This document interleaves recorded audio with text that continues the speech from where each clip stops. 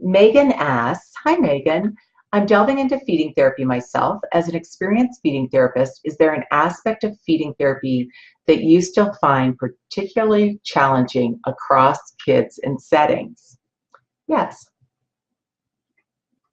The most challenging thing, and I say this with love in my heart, is convincing the parents that they have to do their homework.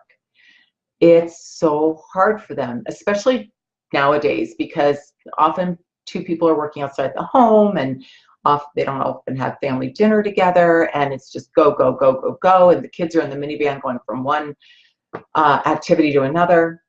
So I find that the most challenging, but I also have good success with it. And here's what I do. I hope this is helpful for everybody. I really want to just give parents 2 things a week that are super easy at first.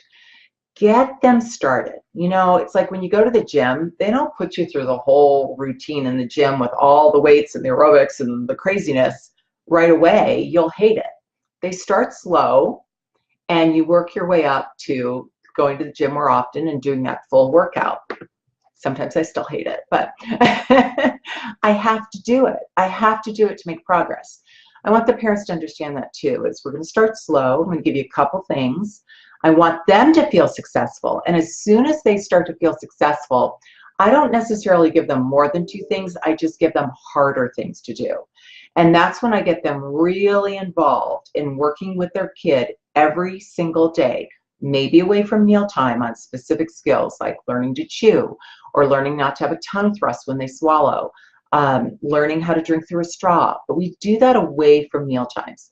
Meal times are about family. They're not about therapy.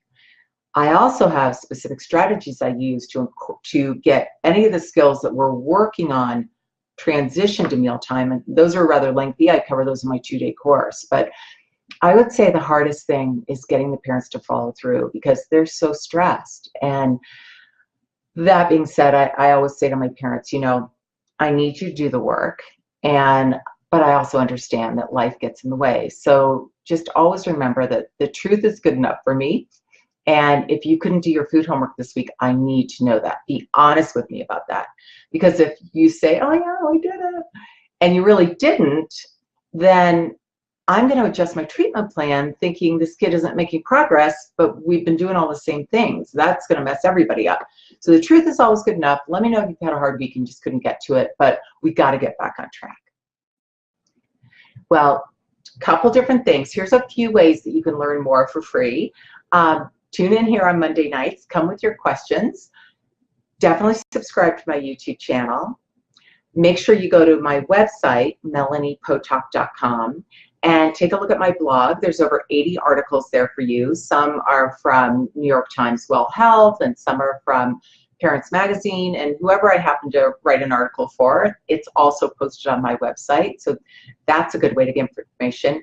And then finally, be sure to sign up for my newsletter, because that's free. And every time I write a new article, you'll get that about once a month. I'll send you a couple of those. So not too many emails, but just a few.